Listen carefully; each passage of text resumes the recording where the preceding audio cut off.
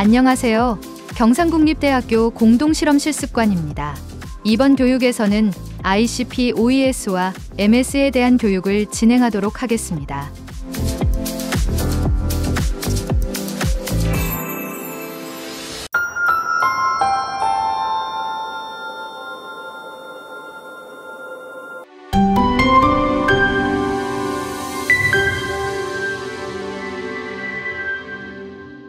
유도결합 플라스마 광방출 분광법은 분광학에 기반을 둔 분석 방법으로 ICP OES라고 합니다.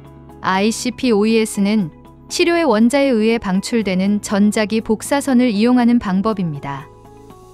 유도결합에 의한 플라스마는 전형적으로 아르곤이 이온화된 고온의 불꽃 같은 기체 상태로서 안전하고 비활성이므로 간섭 현상이 적고 여러 원소를 동시에 측정할 수 있는 이상적인 들뜨기 원으로 사용되고 있습니다.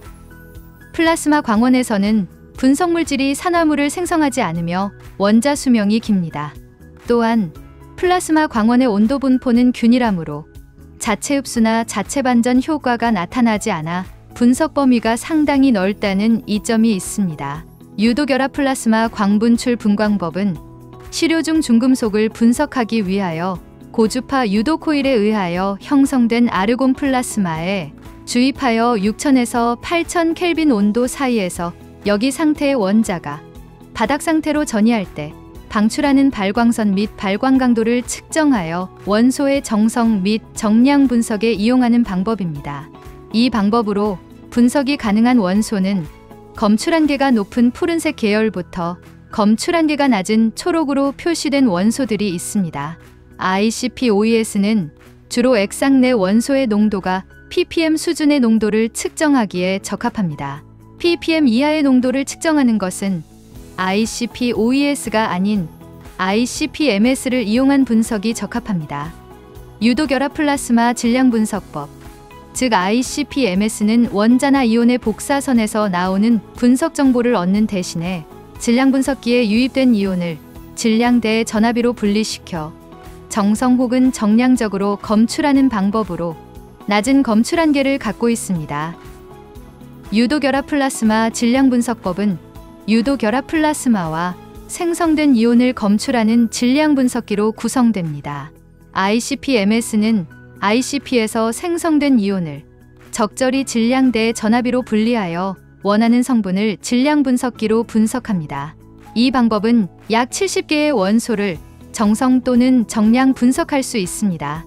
다른 분광 분석기기에 비해 높은 감도와 깨끗한 배경신호 스펙트럼을 가지기 때문에 PPT 수준의 좋은 감도로 분석을 수행할 수 있습니다. 광방출 분광법과 질량 분석법에서 계략적인 측정 한계는 다음과 같이 표로 나타낼 수 있습니다. ICP 분석에 있어 주요한 유의사항을 설명드리겠습니다. 첫 번째, ICP OES와 MS 분석을 위해서는 토양, 암석, 식물, 금속, 의약품 등의 고체 시료를 전처리 과정을 통하여 액체 형태의 시료로 제조하여 ICP OES와 MS의 분석을 수행하여야 합니다. 고체 시료의 전처리는 분석 분야에 따라 전처리 방법이 매우 다양하기 때문에 토양 오염 공정 시험 기준, 식품 공전 시험법 등을 참고하여 시료에 알맞은 전처리가 필요합니다. 모든 전처리 과정이 끝난 후에는 반드시 필터를 이용하여 시료 내 불순물을 제거한 후 분석에 이용하도록 합니다. 필터의 크기는 ICP OES 분석을 진행할 경우 0.45 마이크로미터 이하, ICP MS 분석을 수행할 경우 0.2 마이크로미터 이하 크기의 멤브레인 또는 시린지 필터를 이용하여 불순물을 제거하도록 합니다. 필터를 이용한 불순물 제거가 중요한 이유는 다음 기기 문제 발생 시 조치사항에서 설명드리겠습니다. ICP 분석의 신뢰성을 높이기 위해서는 내부 표준물질을 이용한 방법이 있습니다. 인터널 스탠다드를 이용한 방법은 분석 원소에 포함되지 않은 원소를 일정한 농도로 블랭크, 스탠다드 솔루션, 분석 용액에 넣어주어 감도를 보정하는 방법입니다. 인터널 스탠다드로 주로 이용되는 원소로는 스칸듐과 이트륨이 주로 이용되고 있으며 ICP 전용 인터널 스탠다드를 사용하여 분석 감도를 보정할 수 있습니다. ICP-OES와 MS의 분석에 있어 가장 많이 발생하는 문제에 대하여 설명드리겠습니다. 첫 번째, 오토샘플러 메소드를 작성하여 분석을 수행하더라도 실제 시료의 주입이 잘 이루어지고 있는지 확인하여야 됩니다. 메소드 작성 시 샘플의 위치를 잘못 기입하거나 오토샘플러에 이상이 있을 경우 시료의 올바른 분석이 이루어지지 않을 수 있습니다. 또한 분석이 진행되는 동안 30분 또는 1시간 간격으로 오토샘플러로 주입되는 샘플이 일정하게 주입되는지 반드시 확인을 해야 합니다. 두 번째, 샘플 튜브 및 네뷸라이저 막힘 현상입니다. 액체 샘플은 네뷸라이저에서 지속적으로 에어로졸 형태로 시료를 분무하여야 합니다. 그러나 샘플 내 미세한 입자의 고체 시료가 존재하면 튜브 및 네뷸라이저가 막히게 됩니다. 이러한 경우를 대비하기 위하여 항상 고체 샘플을 전처리하였을 때 반드시 필터를 통하여 불순물을 제거하는 것이 필요합니다. 네뷸라이저가 막히지 않은 경우와 막혔을 경우를 비교하여 보겠습니다.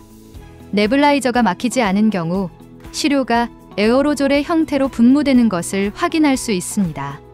그러나 네뷸라이저가 막혔을 경우 액체 샘플이 에어로졸의 형태로 잘 분무되지 않는 것을 확인할 수 있습니다. 또한 고체 샘플이 막힌 지점에서 액체 샘플이 지속적으로 이동하지 못하고 막히는 것을 확인할 수 있습니다.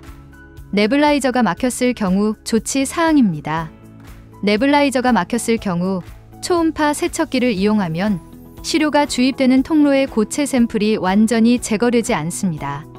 네뷸라이저 막힘 현상을 해결하기 위해서 증류수와 같은 용액을 주입하여 고체 샘플을 제거할 때는 반드시 역방향으로 용액을 흘려주어야 합니다. 그러나 염이 쌓이거나 크기가 큰 고체 샘플이 네뷸라이저를 막았을 경우에는 이러한 방법으로 해결되지 않을 수 있습니다. 이러한 경우 질산을 희석한 용액에 네뷸라이저를 24시간 담궈주도록 합니다. 이러한 방법으로 네뷸라이저 내에 존재하는 염 침전물, 고체 입자 등의 불순물을 제거할 수 있습니다. 여기서 주의할 점은 질산을 희석한 용액에 세척할 경우 증류수를 이용한 세척이 반드시 필요하며 세척된 네뷸라이저는 자연 건조하여 분석에 이용하도록 합니다. 세 번째, 플라스마 꺼짐 현상입니다.